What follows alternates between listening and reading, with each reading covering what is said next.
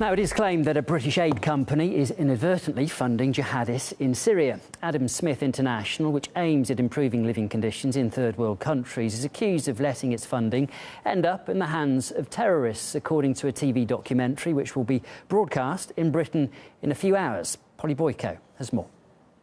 Well, up until last night, the British government had a scheme whereby it provided funding for policing and community projects in opposition-held areas of Syria.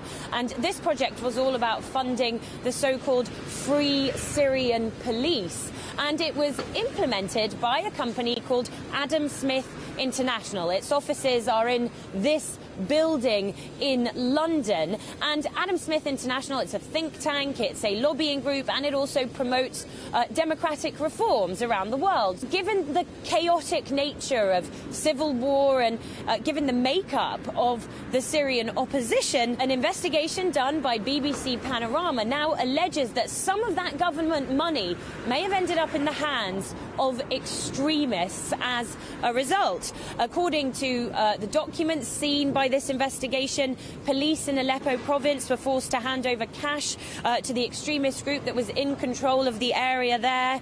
It also claims that the Syrian branch of Al-Qaeda, Jabhat al-Nusra, hand-picked the officers for two of these so-called Free Syrian Police forces in the Idlib province.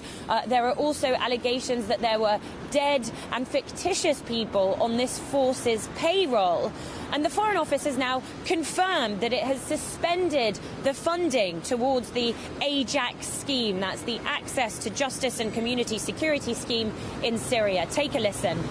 We take any allegations of cooperation with terrorist groups and of human rights abuses extremely seriously, and the Foreign Office has suspended this programme while we investigate these allegations.